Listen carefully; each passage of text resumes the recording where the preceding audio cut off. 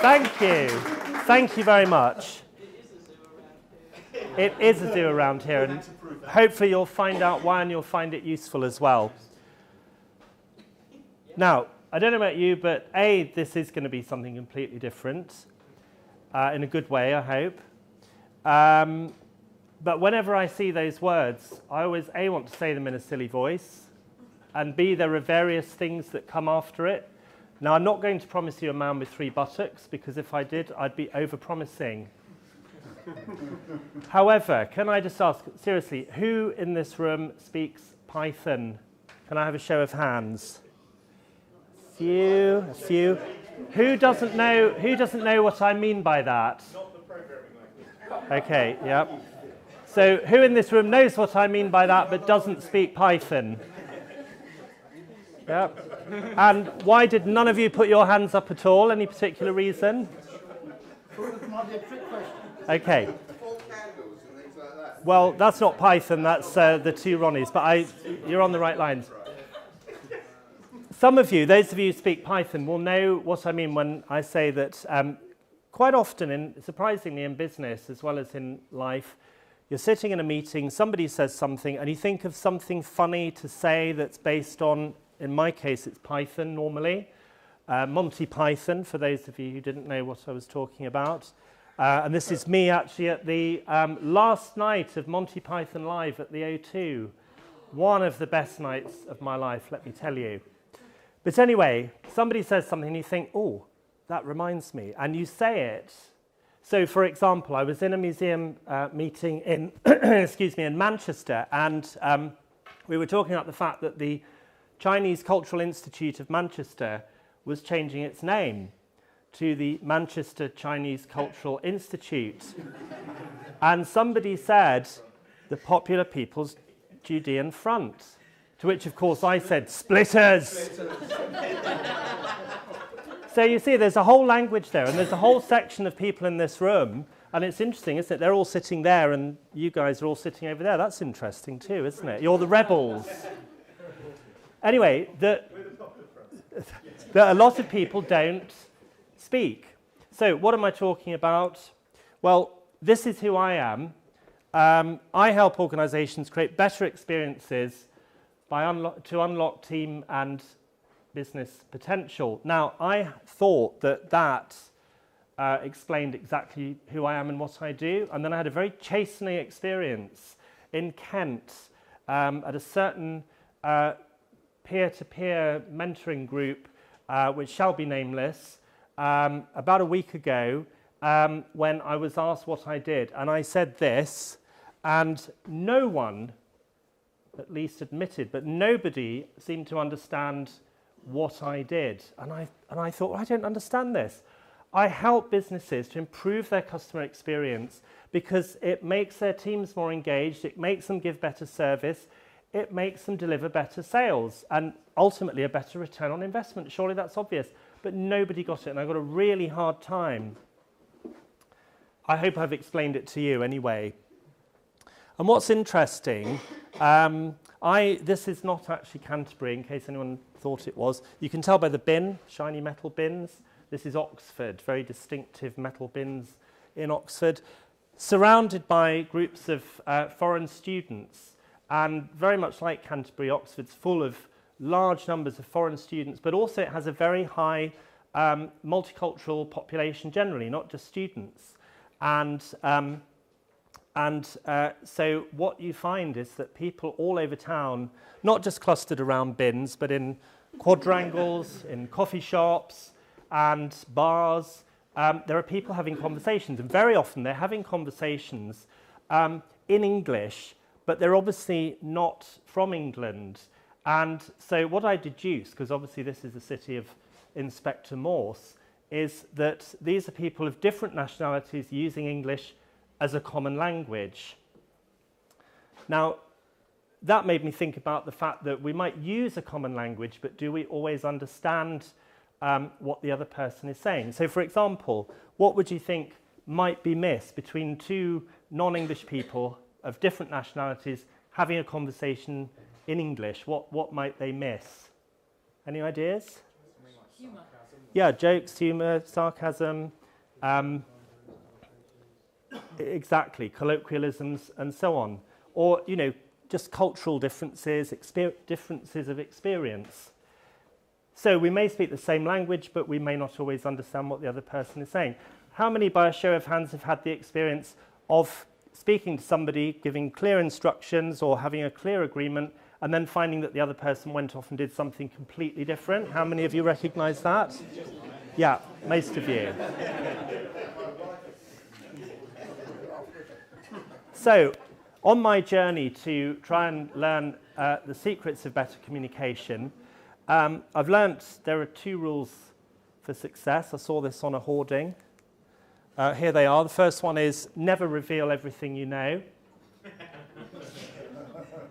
Thank you. I'll just repeat that for those who weren't listening. Never reveal everything you know. So in the time that I have left, I'm going to try and reveal a little of what I know about better communication that actually gets better results. What I have actually learnt is this: the meaning of your communication is the response you get. Now, if we agree that that's the case, who is responsible for the effectiveness of the communication? The communicator or the person being communicated with? What would you say? Communicator. So that's us, for the sake of the purposes of this. So how are we going to do that? Can I ask, how many of you have done in the past any of the sort of communication or personality profiling tools that there are? So there's Belbin, there's Myers-Briggs, there's DISC. Quite a few of you, yes? Can I ask, madam, if you don't mind me picking you out, which one have you done? Myers-Briggs. Yeah. Okay, and can you remember what your Myers-Briggs profile is? What are the categories? Well, you've made my point. We're not going to run through them, and you don't know what you are, and if you don't know what you are, chances are that you wouldn't know what anybody else in this room was, and therefore you wouldn't be able to communicate effectively, even though you've done Myers-Briggs, which is a perfectly valid program. It's just that Myers-Briggs and some of the other tools are very, very difficult to remember and use. Would you agree? Those of you who've done them. Yeah. So this system is much more simple. It doesn't mean it's better, it's just simple and memorable. We have here 4 categories of communication preference, and all of you will fall or have a predisposition to fall into one of those categories. Now, in case you can't read them, I'm just going to briefly read them out. Then I'm going to ask you just to talk to the person next to you for about 30 seconds, just to see which box you fit into. Don't worry, it's not we're not trying to sort of constrain you into a box. It's just that there will be more of you in one of these boxes than the others. You will also have other tendencies as well, or other preferences, and they will change according to the situation you're in, the pressure you're under, just like Myers-Briggs, for example. But for the purposes of this, just go with me on this.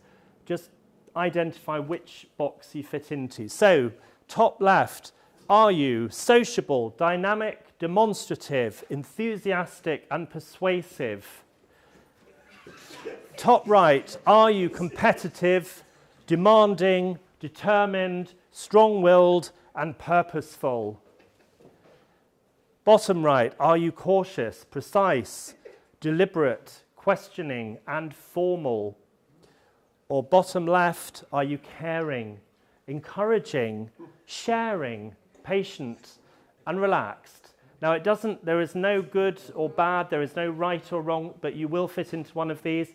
Can you take 30 seconds now just to talk to the person next to you and decide which box you're in, please?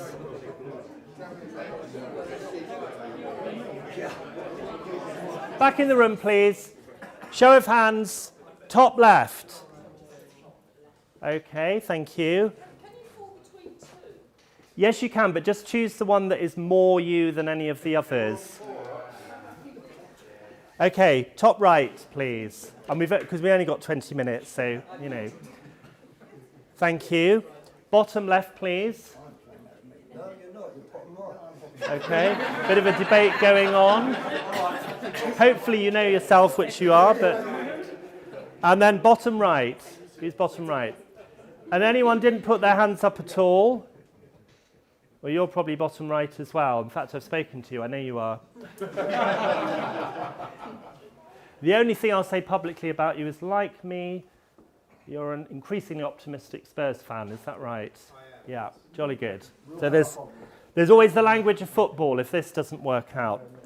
Right, so you've now identified which one of those boxes you fall into more of the time. As you said, it will vary and it will change according to what's going on for you. And for some people, you may be very, very strongly, almost extreme in one of these boxes, and for others, you may be more borderline. Is that also known as schizophrenia? It's not, no. I'm not going down that road, but thanks for bringing it up.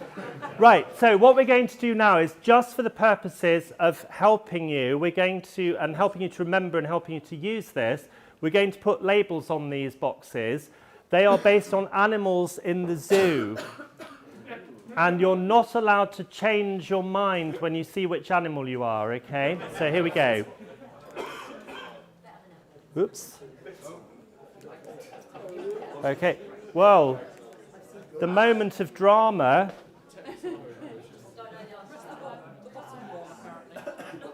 I tried that, didn't work. Here we go. Right. Here we go. Top left, monkeys. Who are the monkeys? Let's see the monkeys. Yes, now I did actually think we might have more monkeys in this particular gathering. There'll be plenty of time for that, don't worry. Top right. Are you a lion? Yes, thank you very much, and I can see that. So, sorry, lions again. See the lions, lions. Yep, excellent. If you're bottom left, you're a caring, encouraging, sharing dolphin. Just a couple of dolphins, 3 dolphins, 4 dolphins. And finally, bottom right, you're an elephant. And that is absolutely fine. Elephants, yes, show yourselves, elephants. Gentleman right at the back is an elephant. Okay, right. Now, just to talk a little bit about how we actually communicate with, first of all, the monkeys! Let's see the monkeys again, please. Monkeys, yeah, most of you are monkeys, which is great because we're creative, aren't we? Yes, we're creative, are we? Yes. Come on! Yes. Yes, we're creative, we're energetic, we're persuasive, we're enthusiastic. I love that because enthusiasm is the E of my positive customer experience. Because we must have enthusiasm, mustn't we? Because we have to drive the thing forward. We have great ideas. Monkeys are always coming up with ideas. The only downside with monkeys is they're not very good at sticking to kind of a plan. So they have lots of ideas, and then they're just doing one of them, and then they have another idea, and they're off on something else. And they only have a sort of 20-minute attention span. So sometimes monkeys need somebody to help them with that. Now, on the other hand, lions. May I see the lions again, please? Lions, yes. Okay, lions are leaders. At least lions know they are leaders, and normally you will know that your leader is a lion or your lion is a leader. It's not always the case, but lions are leaders. So lions have a vision, they're following, they have a purpose. Lions would rather be right than happy. Lions are... It's true. Lions are only interested in action now, preferably done right, done yesterday. That's it. That's all lions are interested in. Now, well, in fact, there are at least 2 problems with this hat. The first one is, all the monkeys are thinking, where does he get the hat? And will I get to wear the hat tonight? That's all the monkeys are thinking. And the other problem is, the elephants are thinking, this is stupid. This is stupid. This is a business presentation. We're learning a communication tool. Why is he wearing stupid hats? I'm not comfortable with this. So in the interest of helping the monkeys and the elephants, I'll now take off the hat. Oh, say the monkeys. Now,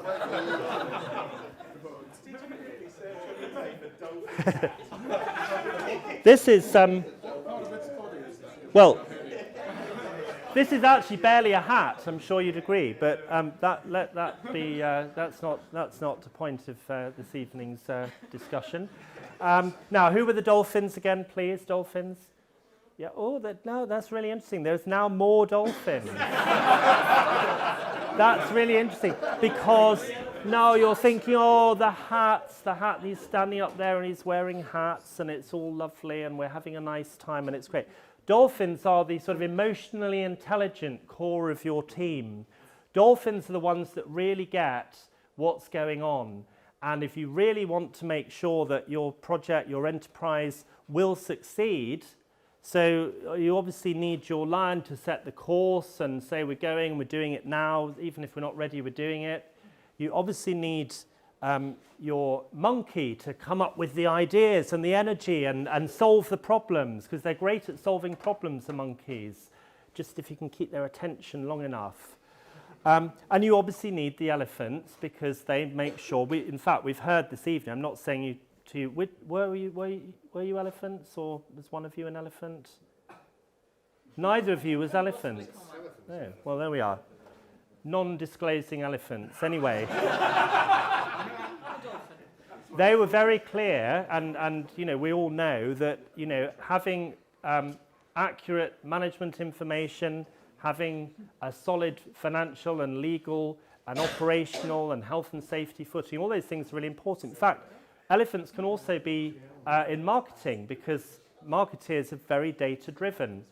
Elephants make sure, therefore, that you're making informed decisions. As elephants might say, you can't make vast decisions with half-vast data.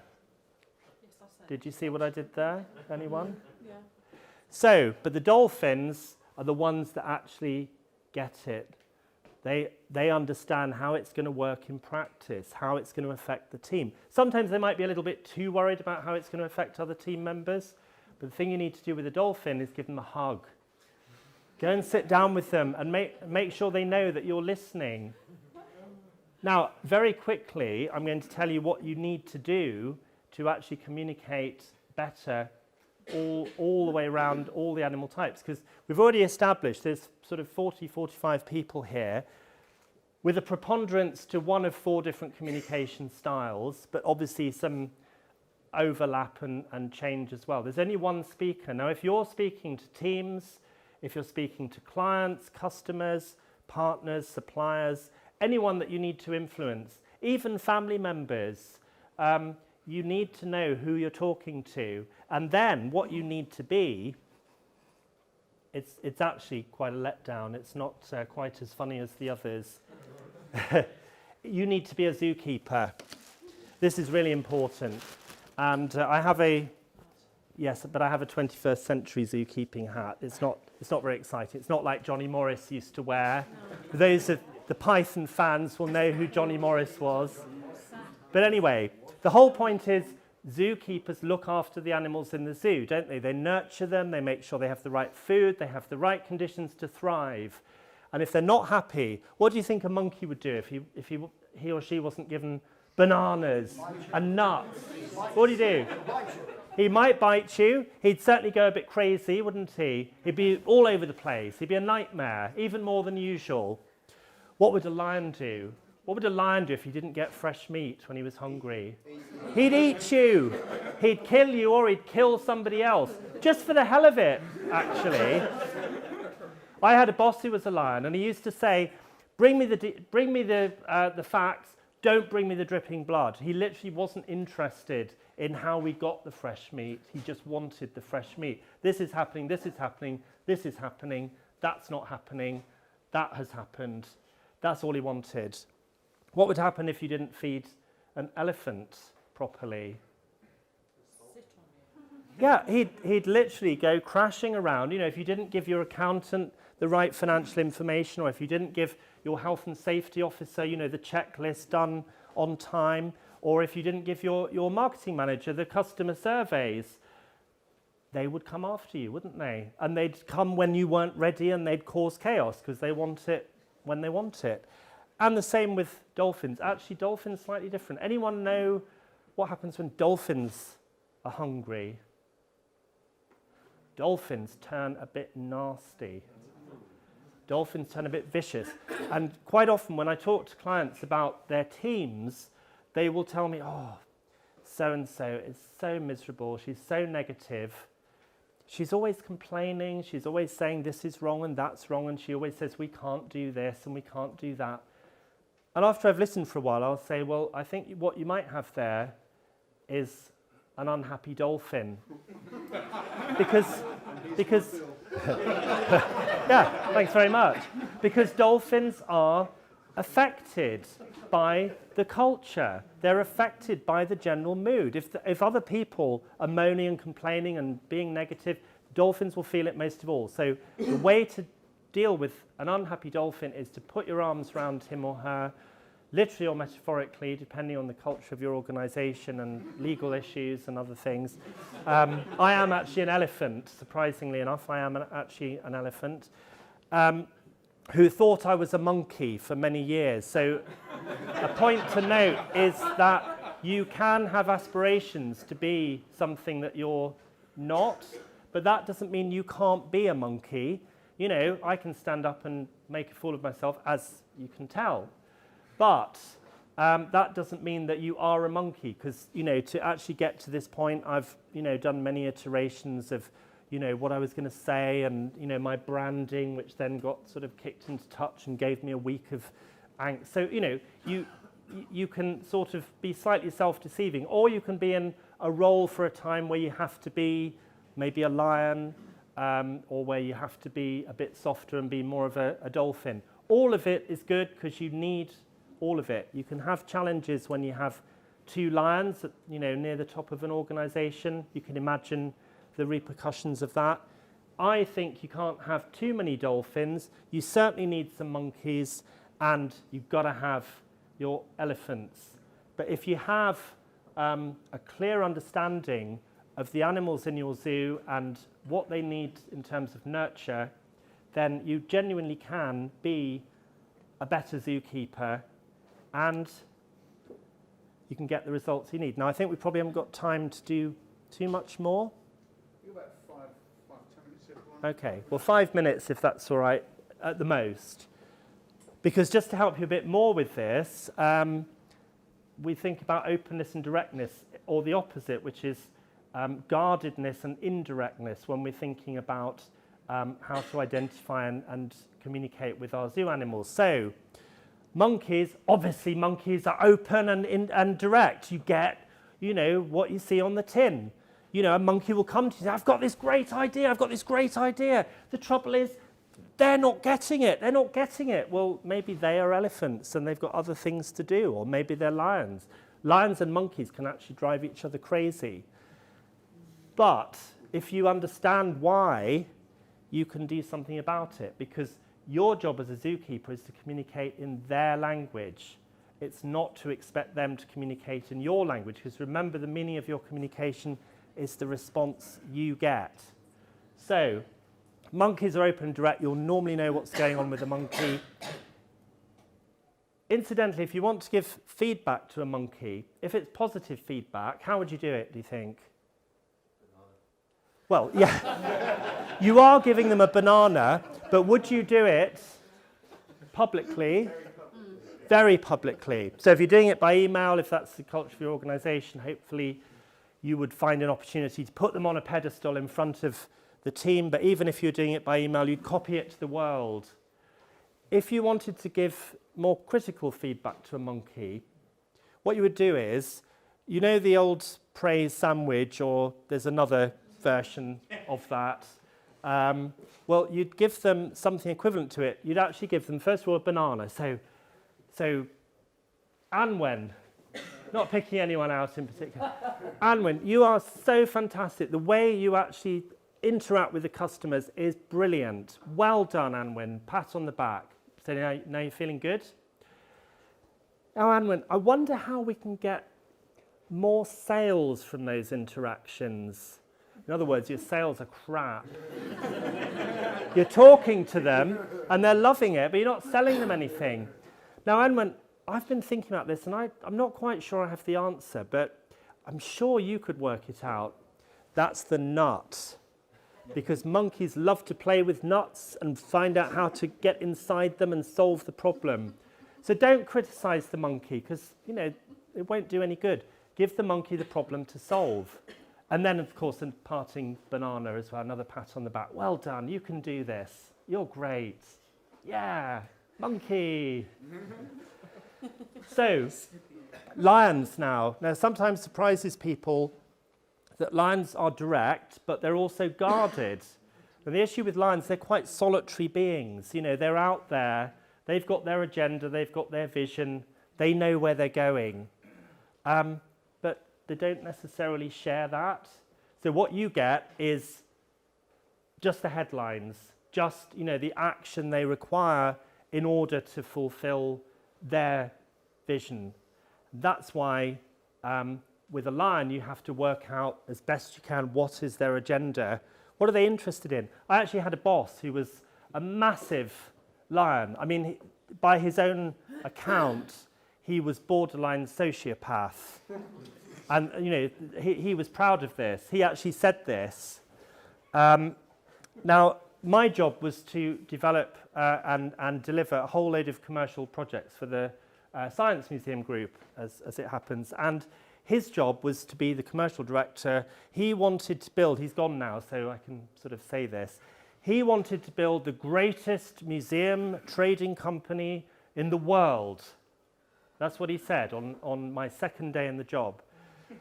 And I thought, well, okay, that's, big, hairy, audacious goal. I like that. So I'll go with that. My job then is to help him do it. But what I inherited was 150, not projects, but just 150 random ideas. Some of them had started, a few of them were halfway down the road. Most of them were not projects worthy of the name. But even the fact that we had 150 projects was a source of pride to this guy, because he measured success by how many projects, how big. He wanted a big wheel at the Railway Museum in York. Even though I'd worked in York and I knew that there'd been a big wheel there and there wasn't going to be a market for another one. And I kept going to him and showing him spreadsheets and process, explaining how we were going to make decisions. And he got more and more impatient. And to cut a long story short, one day he just ate me. He just bit my head off, and that was me gone out of the business. And I didn't know at the time that I was in full elephant mode. The more pressure I was under, the more I was in elephant mode. Every detail had to be right. Every box had to be ticked. We couldn't do a project unless we were absolutely cast iron certain it was going to be successful.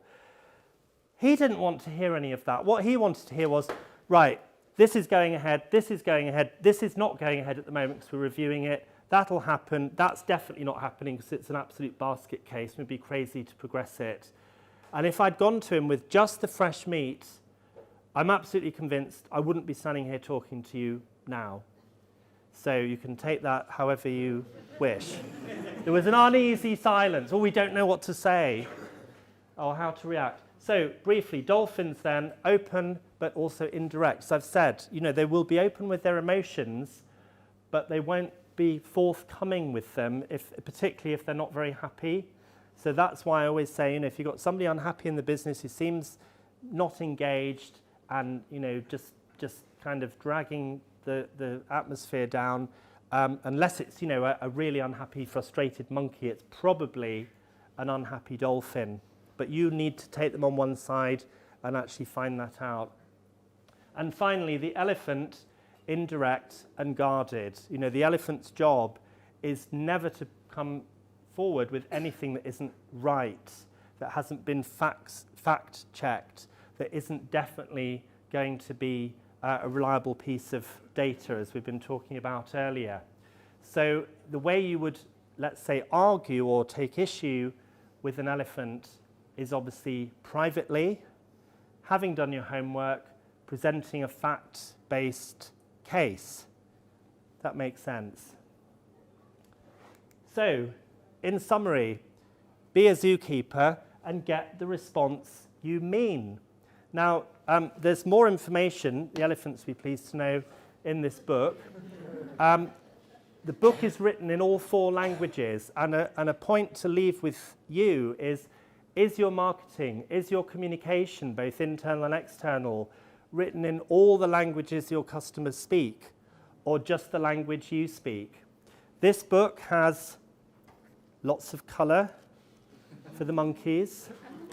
It even has a joke at the beginning. The joke is, you shouldn't try to teach a pig to sing. It's a waste of your time and it annoys the pig. And Mark Twain actually said that. There's also a whole chapter just for the elephants, which is the background information. And for the elephants, there are tables. Colour-coded tables. And even more tables. And for the dolphins, this book is printed on recycled paper. And by the miracle of modern science, they are available at the end. So, be a zookeeper, get the response you mean, have fun with it. It is fun, but it's also a much easier way to work out who you're talking to than some of the other systems that, just we can't take back and use in the workplace. So, on a serious note, I really hope this is useful to you. Thank you very much. Thank you.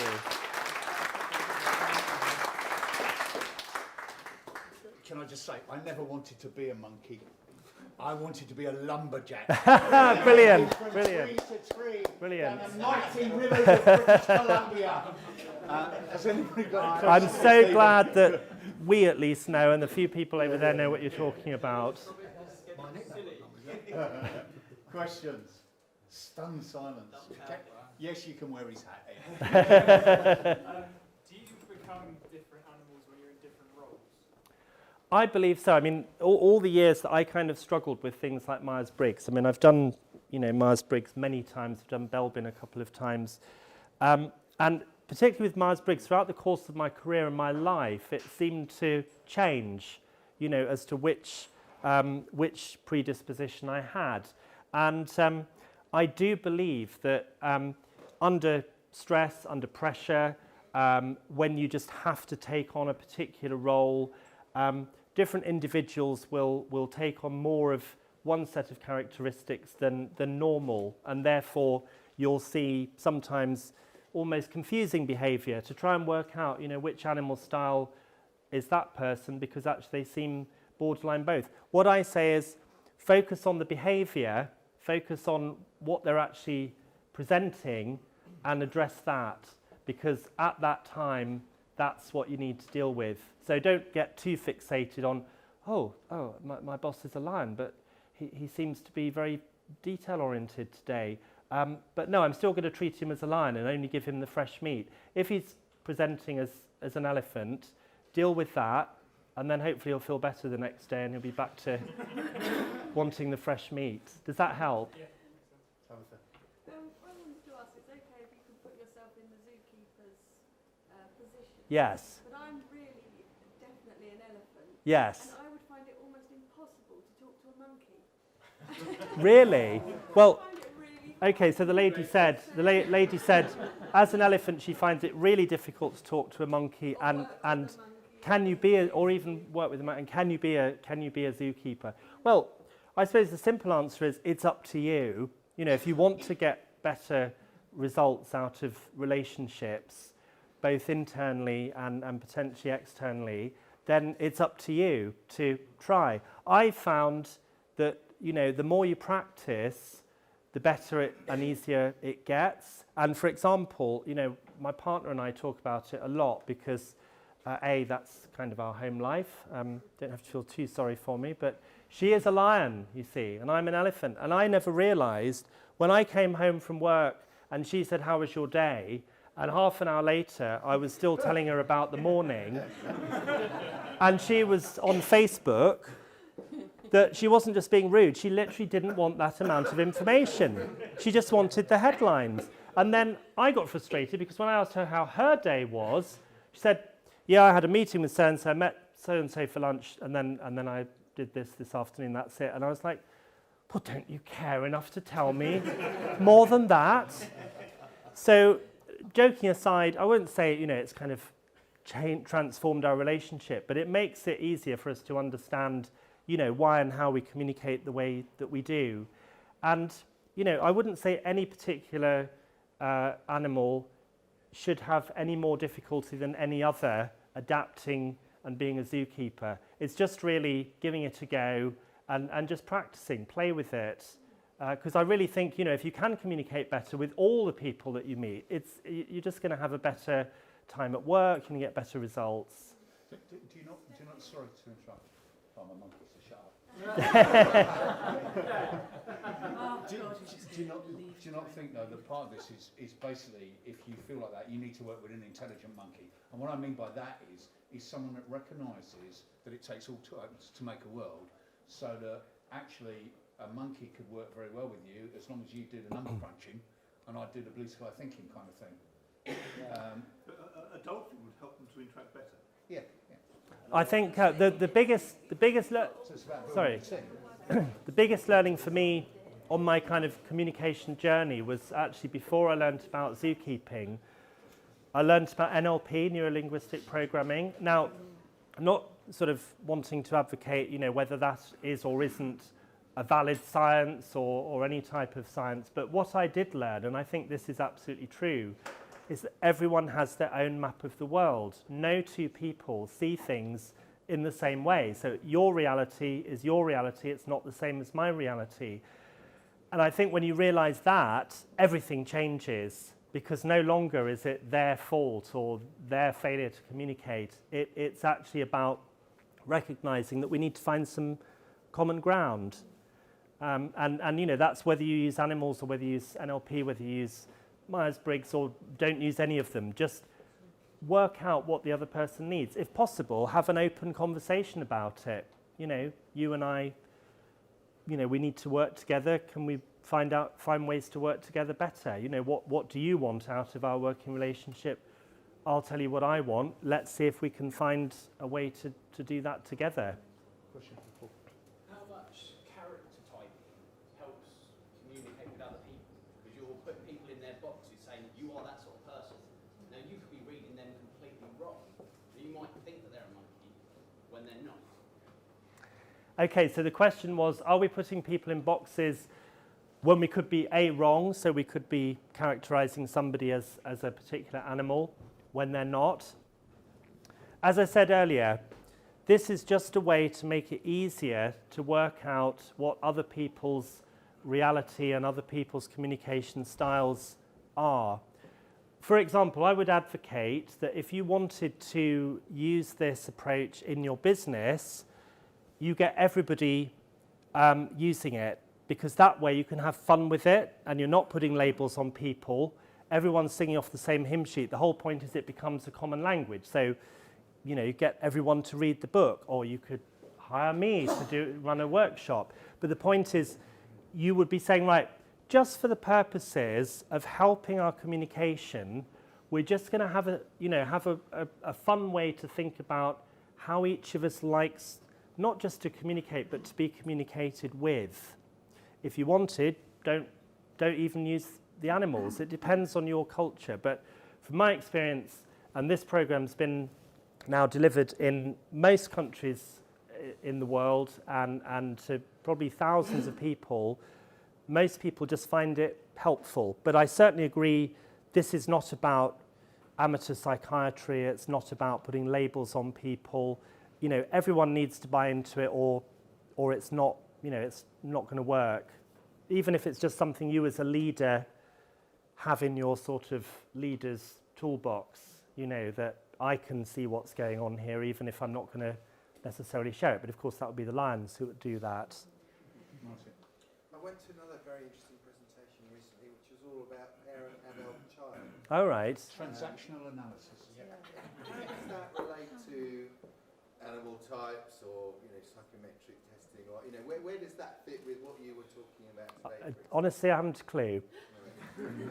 All I would say is, as I've said, this is not quack science. It's not quack psychiatry or psychology. It's just a fun way of helping people to communicate better, and that's all it is. And it's also incredibly effective. So I wouldn't say. I mean, I've always wanted, because I'm an elephant, to kind of map it to Myers-Briggs and all of those, but that isn't what it is. It's just an easier way that people can remember and have fun with. So that's what it is. Cool. I think a round of applause. Thank you very much. Thank you. Thanks. Don't kill us in the stampede.